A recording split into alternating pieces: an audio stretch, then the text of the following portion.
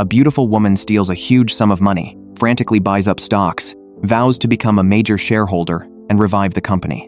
Wants to reinstate all employees who were unfairly dismissed. Recently, Jin Bao and her crew stole Hanmin's secret funds and used that money to purchase Hanmin's shares, making them the company's second largest shareholder. Upon learning of this, the chairman decided to strike back, sending the owner of a repair shop to break into Jin Bao's family fried chicken restaurant, intending to teach Jin Bao and her team a brutal lesson. Seeing the thugs advancing menacingly, Jin Bao and her friends were about to be overwhelmed. Fortunately, at the critical moment, the sound of sirens was heard. With the repair shop owner and his men arrested, Jin Bao and her sisters were finally safe. Sister Apple was still shaken. She confessed to Jin Bao that she knew the repair shop owner. When she was a child, Sister Apple had been kidnapped, and the lead kidnapper was that very man. Back then, faced with his own daughter's kidnapping, the chairman had refused to pay even a single penny in ransom. Luckily, Sister Apple had survived by hiding in a basement for 3 days and nights. But because of that, as a young girl, she had witnessed her father's cold-hearted indifference firsthand. Now Jin Bao and the others knew that the repair shop owner worked for Chief Song. That being the case, the kidnapping of Sister Apple back then might very well have been orchestrated by Chief Song. While investigating Chief Song, Jin Bao and her crew resolved to launch an all-out assault on the Hanmin group. Soon after, Jin Bao officially appeared on television as the captain of the pirate crew, announcing that as the second largest shareholder, she would participate in Hanmin Group's management and carry out internal reforms to its governance structure. The chairman immediately launched a counterattack, ordering an assault on Jin Bao's character through public opinion. Under the chairman's and Chief Song's direction, reporters soon showed up at Jin Bao's fried chicken restaurant, snapping photos and demanding interviews. Overnight, countless articles defaming Jin Bao appeared in major newspapers. But Jin Bao and her team predicted that apart from such dirty tricks, the chairman had run out of viable options. Nevertheless, the chairman's shareholding remained overwhelmingly dominant. To achieve their goal, they needed to completely surpass the chairman in shares, and that required Sister Apple's help. The chairman had once promised that if his daughter, Sister Apple, could survive a 3-month probationary period, he would give her the 9% stake previously held by the late President Jiang. If Sister Apple's 9% were added, Jin Bao would hold 33% of Hanmin's shares, enough to contend with the chairman. Besides doing everything possible to persuade Sister Apple, Jin Bao and Ding Yu also planned to publicly buy shares from retail investors, acquiring as many as they could.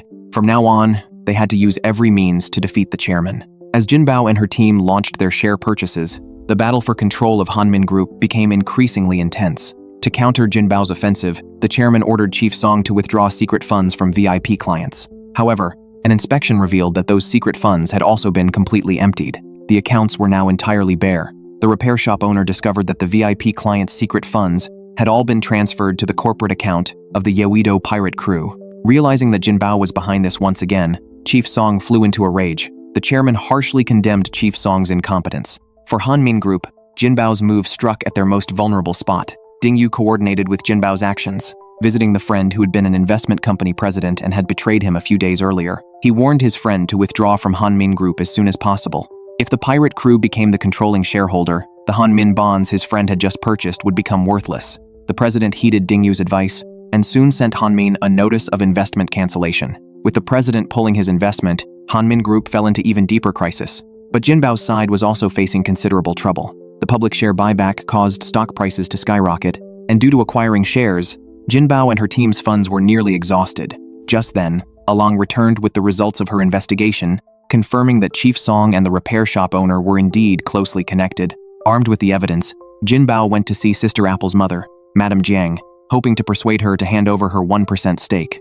She suspected that Chief Song had orchestrated the kidnapping of Sister Apple back then, and that even President Jiang's recent car accident might have been their doing.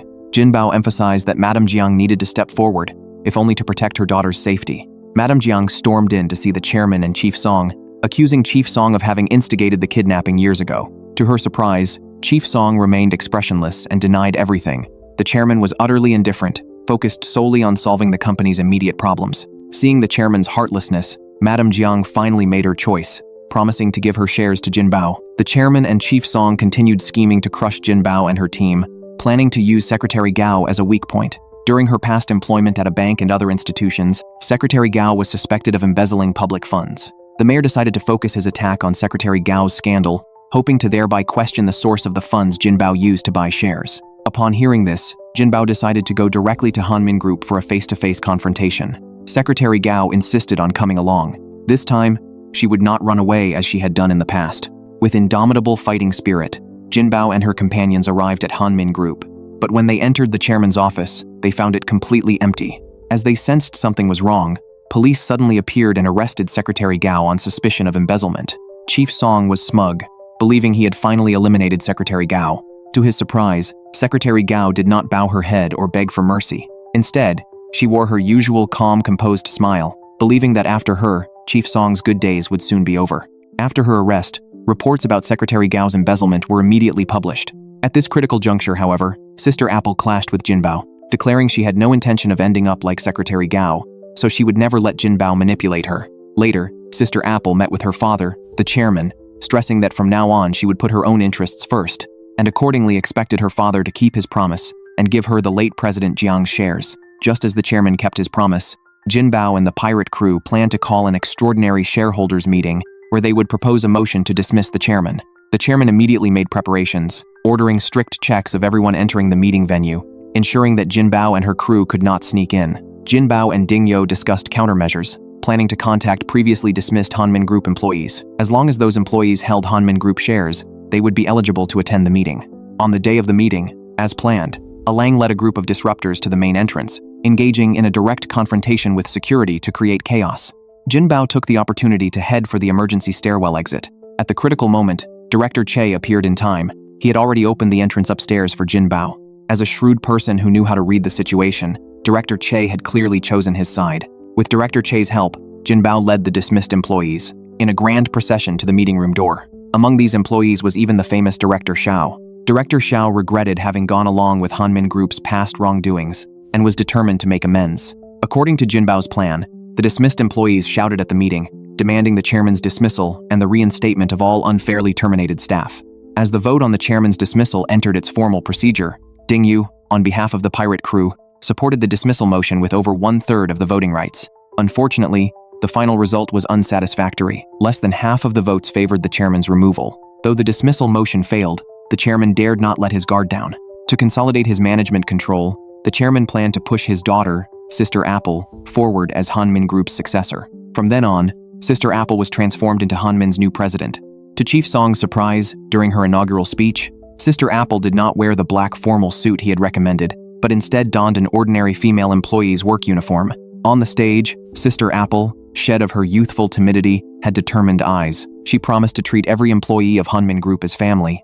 For the sake of the Hanmin Group family, from this moment on, she would exercise her shareholder rights to support the pirate crew led by Jinbao. Hearing Sister Apple's stunning speech, both the chairman and Chief Song were shocked. What they did not yet know was that this whole situation had long been part of Jinbao's plan. End of episode.